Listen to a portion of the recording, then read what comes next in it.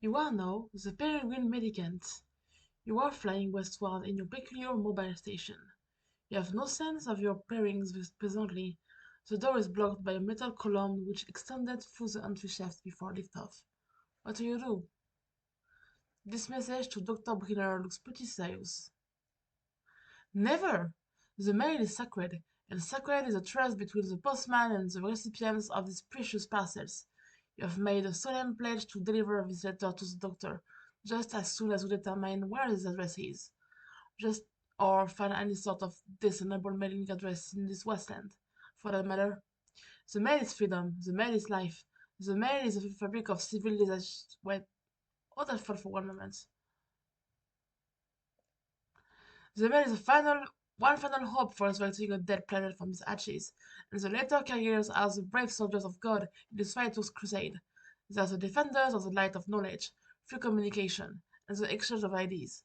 They are the bold daughters of all those little papyri conduits of freedom, the white postmarked angels that whisper a message of the deliverance. Promise to the yearning, there is hope yet. Liberty, reason, justice, civility, edification, perfection, mail. It's a terminal used to activate the station homing mechanism. It looks like it has no return control to you. The default viewport displays commands previously entered, including your last and only command, home. You tap another one of your previously entered commands. It switches to the view of a young girl, standing alone somewhere. There's a heavy amount of video interference of some sort. The girl seems familiar to you.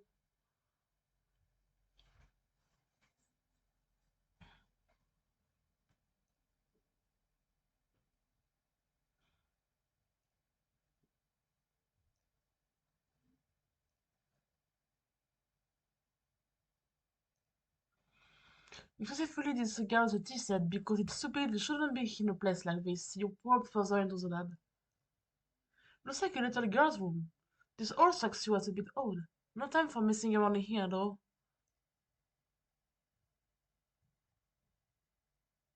Okay, maybe you'll do a little messing around. You're only human after all. Oh, what's that? You are accosted by a friendly mutant kitten. You know you should grab this thing, but you're suddenly feeling apprehensive about entering your father's room. With all the scampering around it, I must slip to your mind how much you hate this idea with clowns. No use putting it off any longer. There's only one thing left to do. Give me a D, give me an E, give me a S, give me a C.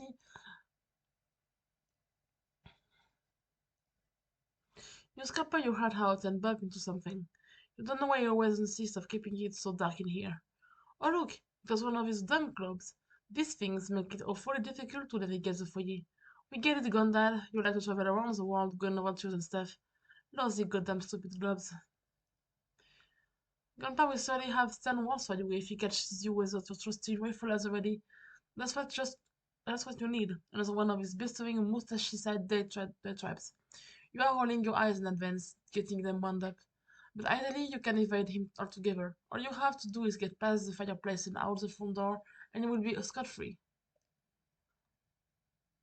These are the Manor's four distinguished house guests. They like to gather here by the fireplace for tea time, as well as pretty much all other times. It's so very mannerly and civilized. You know exactly what's going to happen when you try to sneak by. The fireplace is going to light up, and your grandpa's silhouette is going to appear in front of the fire to give you a good spook. It's unbelievable. And there you go, the whole man has the flame. You suppose you could still manage to sneak by the crafty old man if you are fast enough. Avoiding an encounter would be idle. Encounters with him are usually intense. Whoops! You guess an encounter with him is almost certain now. But most likely not for a while. Time to see what someone else is up to. Oh, let's say Dave.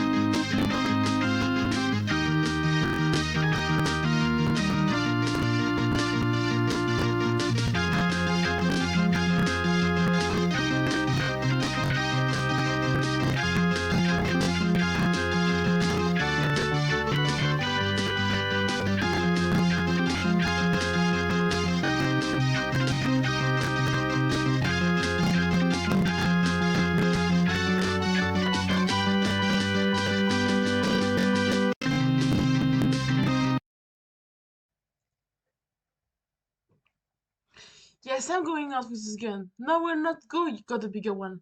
No, we're not the cures. I can't even lift it. Oh, what? That is preposterous. Do you even hear what you're saying? I will be fine. This is a perfectly deadly gun and it shoots loads of incredible deadly bullets. Oh, will you just stop it? I'm going now. Goodbye. He was so much easier to deal with when he was alive.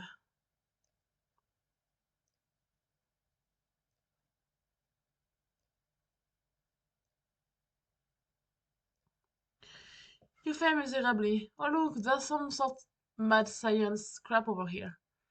This weird arcade gizmo adapted to the setup obviously doesn't take calls anymore, assuming it ever did. Besides, you left all your corns in the fridge, remember? This doesn't appear to be a game, it appears to be an amplifier. Humans the control there, this person is alive! Or at least he was in the past. According to the timestamp, this was almost 9 years ago. You tried to move the crosshairs with the joystick, but it seems to be permanently locked on a specific target. You might be able to unlock it, but you really don't have much time to horse around with this thing. Use the mod.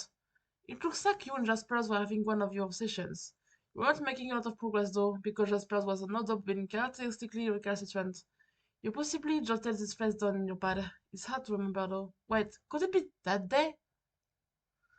You attempt to parify Jaspers. This will surely cause a time paradox because you can plainly see that it has not told you his secret yet. But it seems this machine has a safety mechanism to prevent such irresponsible purification practices. The paradox ghost input of Jaspers purifies instead and quickly settles into a mound of sludge.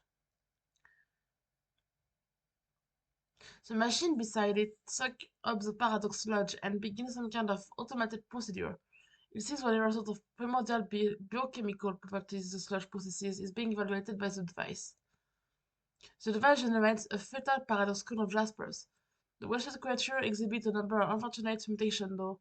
The good news is that it will be mercifully established along with this facility shortly. This is also the bad news.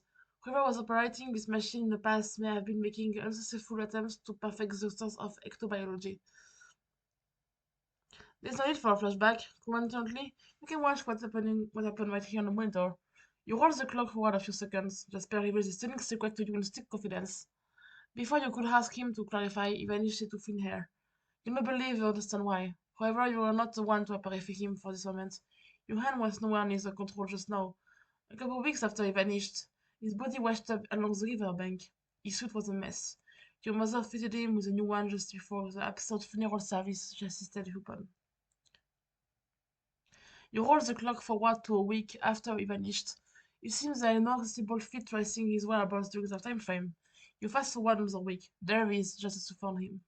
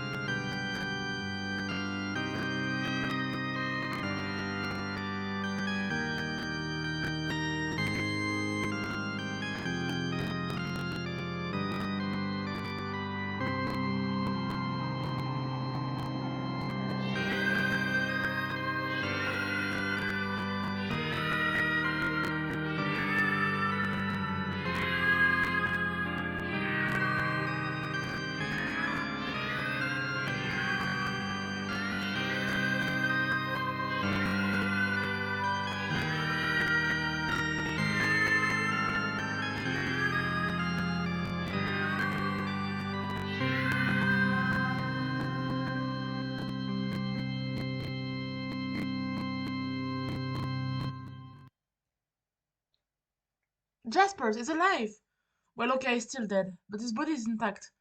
Turns out it wasn't some kind of disintegrator like you thought. It's more like an escapalizer.